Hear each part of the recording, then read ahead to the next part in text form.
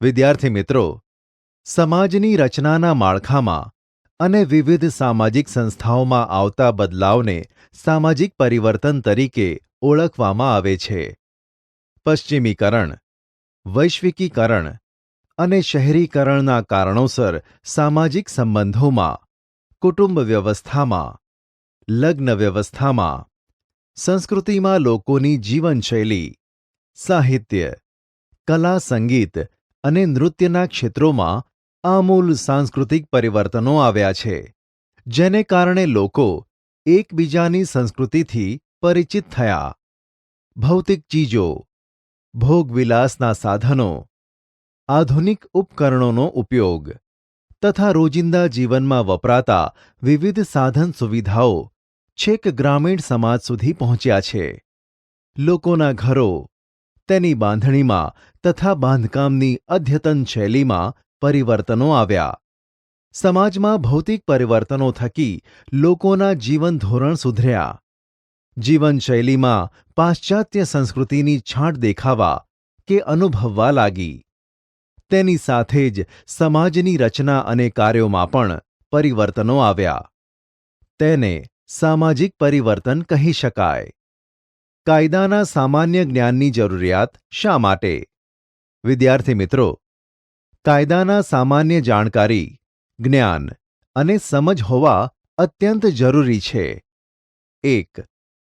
કાયદાના સામાન્ય જ્ઞાન અને કાયદાના શિક્ષણ થકી પ્રજાજન કાયદાનો ભંગ કરતાં કે ગુનાહિત કાર્ય કરતાં અટકે છે અને શિક્ષા દંડની જોગવાઈઓથી બચી શકે છે. 2. શોષણ અને અન્યાય સામે લડવા કેવા કાયદેસરના પગલાં લઈ શકાય તેનું માર્ગદર્શન મેળવી શકે છે. 3. બંધારણીય હકો અને વ્યક્તિગત હિતોના રક્ષણાર્થે અધિકારો સારી રીતે ભોગવી શકે છે. 4. વ્યક્તિના સંરક્ષણ અને ઉત્કર્ષ અર્થે બનાવેલી વિવિધ કાયદાકીય જોગવાઈઓથી તે માહિતગાર બને છે. 5. સમાજ, રાજ્ય અને રાષ્ટ્ર પ્રત્યે તેની વફાદારી વધે છે. 6. સમાજના જવાબદાર નાગરિક તરીકેના હક્કો, અધિકારોથી વંચિત ન રહે તેમજ સામાન્ય નાગરિક તરીકેની ફરજો અદા કરી શકે તે માટે. 7.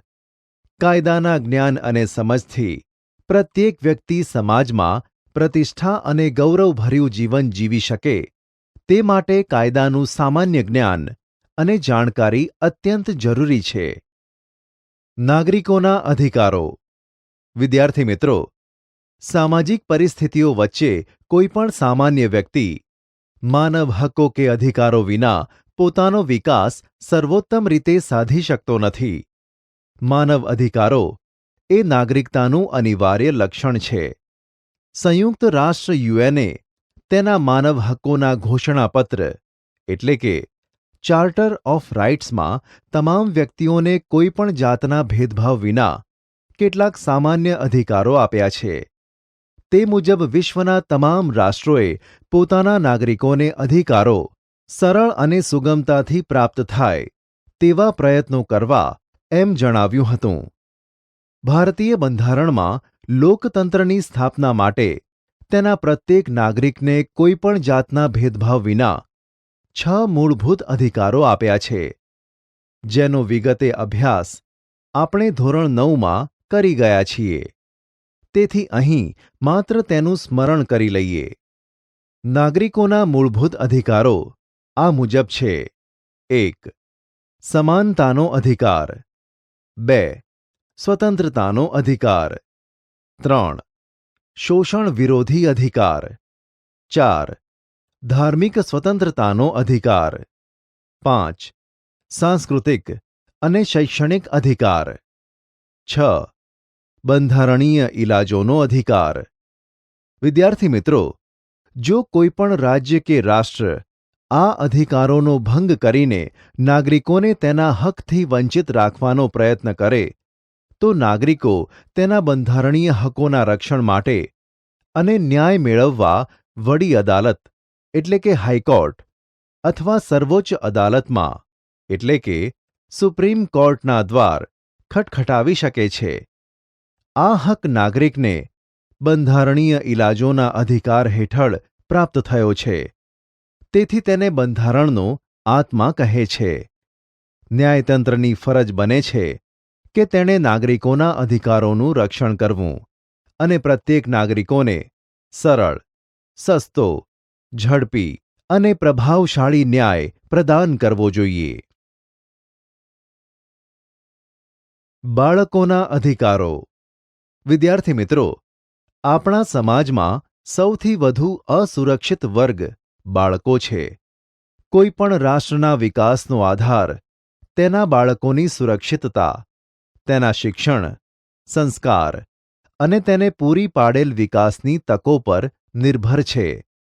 જો બાળક શિક્ષિત, રક્ષિત અને સંસ્કારોથી દીક્ષિત હશે તો તે સારો નાગરિક બનીને કુટુંબ, સમાજ અને રાષ્ટ્રના વિકાસમાં યથાશક્તિ યોગદાન આપી શકશે અને રાષ્ટ્ર માટે આવા નાગરિકો આશીર્વાદરૂપ બનશે.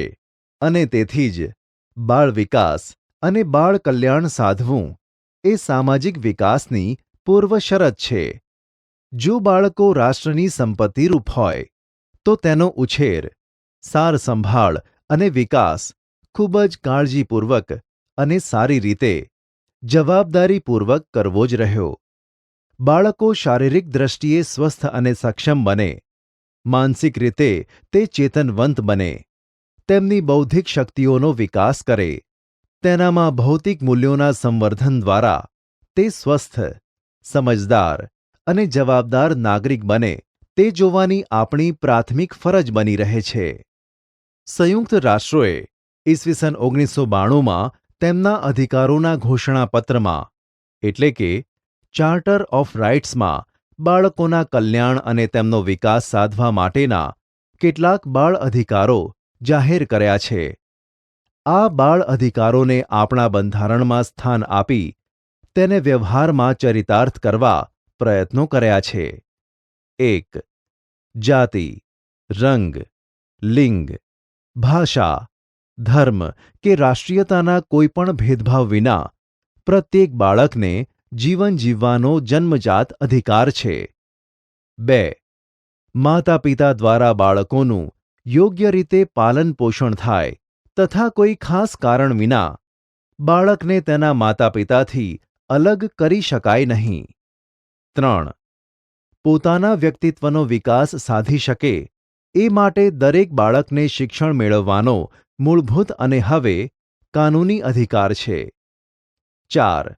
દરેક બાળકને તેની વયકક્ષાને અનુરૂપ રમતગમત અને મનોરંજનની પ્રવૃત્તિઓમાં ભાગ લઈ તંદુરસ્ત, સ્વસ્થ અને આનંદી જીવન જીવવાનો અધિકાર છે. 5. દરેક બાળકને તેના અંતઃકરણ મુજબ ધર્મ અને તેના સમુદાયમાં રહેવાનો તથા પોતાની સંસ્કૃતિ જાળવવાનો અધિકાર છે. 6. દરેક બાળકને પોતાને કોઈપણ પ્રકારે થતા શારીરિક કે માનસિક શોષણ કે અત્યાચારો સામે, નશીલી દવાઓના ઉપયોગ સામે, અમાનવીય યાતનાઓ સામે, શિક્ષા કે દંડ સામે રક્ષણ અને સલામતી મેળવવાનો અધિકાર છે. 7. દરેક બાળકને સામાજિક સુરક્ષા દ્વારા સામાજિક વિકાસ સાધીને તંદુરસ્ત જીવન ધોરણ પ્રાપ્ત કરવાનો અધિકાર છે. બાળકોના શોષણ કે અત્યાચારો સામે રક્ષણ. વિદ્યાર્થી મિત્રો, બાળક ખૂબ જ સંવેદનશીલ હોય છે.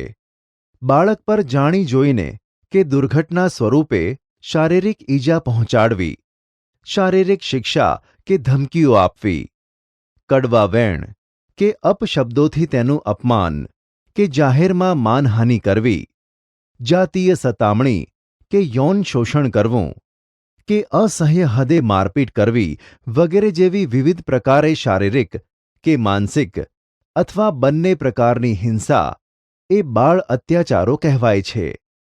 મોટે ભાગે બાળકોનું શોષણ કે તેના પર અત્યાચારો તેના સગા સંબંધીઓ, સ્વજનો, નિકટના મિત્રો, પાડોશીઓ, નજીકની પરિચિત વ્યક્તિઓ કે માતા પિતા દ્વારા થતા હોવાના સમાચારો વર્તમાનપત્રો, ટીવી કે અન્ય સમૂહ માધ્યમો દ્વારા જોવા કે જાણવા મળે છે, ત્યારે આપણી ફરજ બને છે કે 1. જ્યારે આપણે બાળકના વર્તન વ્યવહારથી કે શારીરિક ઈજાના ચિહ્નોથી માહિતગાર થઈએ કે તરત જ તેની સમયસર અને યોગ્ય તબીબી સારવાર કરાવવામાં સહાય કરવી. 2. સામાન્ય રીતે શોષણ પીડિત બાળક ભય, ધમકી કે શરમ સંકોચના કારણે કે સામાજિક પ્રતિષ્ઠા ભંગ થવાના ડરે ઘટનાની જાણ માતાપિતાને કરતા સંકોચ કે ખચકાટ અનુભવીને માહિતી છુપાવે છે અને શોષણ સહન કર્યા કરે છે. તેથી આપણે કે માતાપિતાએ બાળકનો વિશ્વાસ સંપાદન કરીને સત્ય હકીકતોને આધારે સામાજિક ડરને ગણકાર્યા વિના જવાબદારોને સજા મળે તે માટે સત્વરે કાનૂની રાહે પગલાં ભરવા જોઈએ. 3. આવા શોષણ કે અત્યાચારોનો ભોગ બનેલા બાળકો પ્રત્યે સમાજ અને મિત્રો દ્વારા ઘૃણા કે તિરસ્કાર કે અવગણના કર્યા વિના તેમના પ્રત્યે હૂંફ, પ્રેમ અને આપણી સંવેદના પ્રગટ કરીને સ્વીકૃતિ સાથે સહાનુભૂતિ પાઠવવી જોઈએ. બાળમજૂરી અને ઉપેક્ષિત બાળકો. વિદ્યાર્થી મિત્રો, બાળમજૂરી એ વૈશ્વિક સમસ્યા છે અને પ્રત્યેક દેશમાં વણથંભી ચાલે છે, જેના પર સત્વરે કાબૂ પામવો જ રહ્યો. 14 વર્ષથી ઓછી ઉંમરના શ્રમિકને બાળમજૂર કે બાળ શ્રમિક કહેવાય છે. યુનિસેફના અહેવાલ મુજબ સંગઠિત અને અસંગઠિત ક્ષેત્રે કામ કરતા બાળ શ્રમિકોની સંખ્યા કુલ વસ્તીના પ્રમાણમાં વિશ્વમાં સૌથી વધુ ભારતમાં જોવા મળે છે.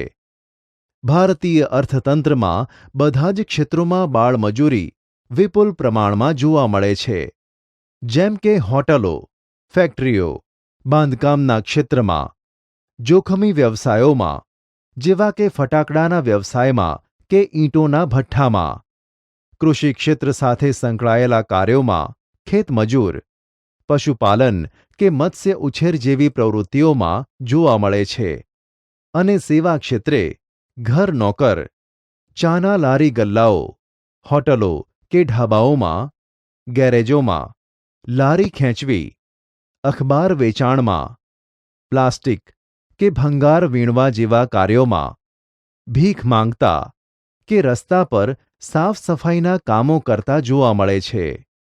બાળમજૂરી માટેના કારણો. વિદ્યાર્થી મિત્રો, ઉપરોક્ત ક્ષેત્રોમાં બાળમજૂરોની સ્થિતિ અત્યંત દયાજનક છે. આ સ્થિતિ જ બાળ અપરાધીને જન્મ આપતું એક જવાબદાર કારણ છે. બાળમજૂરી મજબૂરીવશ કરવા પાછળના કારણો ઘણા છે, જેમ કે ગરીબી, માતા પિતાની નિરક્ષરતા, કુટુંબનું મોટું કદ, કૌટુંબિક જરૂરિયાતોને પહોંચી વળવા કુટુંબની આવકમાં બાળમજૂરી કરીને આવક વધારવાના પ્રયાસ રૂપે, કુટુંબના પુખ્ત સભ્યોની બેકારી, ઘરેથી ભાગીને શહેરમાં વસતા બાળકો આશ્રયના અભાવે પોતાનું જીવન ટકાવવા, આજીવિકા મેળવવા, અનાથ કે નિરાધાર બાળકો કે તેમના સગા સંબંધીઓ દ્વારા કે આશ્રય આપનારાઓ દ્વારા અપાતા આશ્રય, ભોજન આપવાના બદલામાં દબાણપૂર્વક બાળમજૂરીની ફરજ પાડવામાં આવે છે. બાળ શ્રમિકોની માંગ વિપુલ પ્રમાણમાં હોવાના કારણો. વિદ્યાર્થી મિત્રો, ઘણા ઉદ્યોગોમાં માલિકો કે કામે રાખનાર શેઠિયાઓ પોતાને ત્યાં પુખ્ત વયના શ્રમિકો કરતાં બાળ શ્રમિકોને રોજગારી રાખવાનું વધુ પસંદ કરે છે. નીચેના વિવિધ કારણોસર બાળ શ્રમિકોની માંગ વિપુલ પ્રમાણમાં જોવા મળી છે. 1. બાળ શ્રમિક એ શ્રમનું સસ્તામાં સસ્તું ઉત્પાદનનું સાધન છે. પુખ્ત વયના શ્રમિકો કરતાં બાળ શ્રમિકો પાસે તુલનાત્મક રીતે ઓછા વેતને કે ઓછી મજૂરી પગાર ચૂકવીને કામ કરાવી શકાય છે. 2. તેઓ અસંગઠિત હોય. સંગઠનના અભાવે માલિકો વિરુદ્ધ તેઓ અવાજ ઉઠાવી શકતા નથી કે વિરોધ પ્રદર્શિત કરી શકતા નથી. તેથી બાળ શ્રમિકોનું સરળતાથી તેને ખબર ન પડે તે રીતે વિવિધ સ્વરૂપે શોષણ કરી શકાય છે. 3. કઠિન કે જોખમી પરિસ્થિતિમાં પણ ઓછા વેતને અને નિર્ધારિત કામના કલાકોથી વધુ કામ ડરાવી, ધમકાવીને કે લાલચ આપીને કામ કરાવી શકાય છે. 4. બાળ શ્રમિકોની સંખ્યા વધુ છે, તેથી ખૂબ જ પ્રમાણમાં અને સરળતાથી તેઓ મળી રહે છે. 5. બાળકો ભણવાની ઉંમરે કુટુંબના સભ્યોની જરૂરિયાતોની પૂર્તિ કરવા કમાવવાના વધુ બે હાથ રૂપે માતાપિતા બાળકોને જુએ છે અને બાળમજૂરીએ ધકેલે છે. આમ બાળકોની નાની ઉંમરમાં રમતગમત, મનોરંજન, આરામ, બાળપણ, માતાપિતાના પ્રેમ, હૂંફ, સારસંભાળ અને શિક્ષણથી વંચિત રહી જાય છે. તેમાંના કેટલાક કુમળી વયે ગુનાહિત પ્રવૃત્તિઓ કરીને બાળ ગુનેગાર બને છે. બાળમજૂરી અટકાવવાના ઉપાયો. વિદ્યાર્થી મિત્રો, બાળમજૂરી કે બાળ શોષણ કે અત્યાચારોને રોકવા માટે સરકારે કેટલાક બંધારણીય જોગવાઈઓ કરી છે, જે આ મુજબ છે. બંધારણીય જોગવાઈઓમાં અ. 14 વર્ષથી ઓછી વયના બાળકને કોઈ કારખાનામાં કે કોઈ પણ કામ ધંધામાં કે વ્યવસાયમાં નોકરીએ રાખી શકાશે નહીં. આના ભંગ બદલ નોકરીદાતા સામે કાનૂની રાહે પગલાં ભરીને સજા કરાવી શકાય છે. બ. બાળપણમાં કે કિશોર અવસ્થામાં તેનું કોઈ પણ પ્રકારે શોષણ ન થાય તથા તેને નૈતિક સુરક્ષા અને ભૌતિક સુવિધાથી વંચિત કરી શકાશે નહીં. ક. બંધારણનો અમલ શરૂ થયાના 10 વર્ષમાં 14 વર્ષની ઉંમર સુધીના તમામ બાળકોને મફત અને ફરજિયાત શિક્ષણનો પ્રબંધ સરકારે કરવાનો રહેશે. જો કે આ સંદર્ભે કેન્દ્ર અને રાજ્ય સરકારોએ 6 થી 14 વર્ષની વયજૂથના તમામ બાળકોને મફત અને ફરજિયાત શિક્ષણ મેળવવાનો અધિકાર સંબંધી કાયદો 2009 અમલમાં મૂક્યો છે.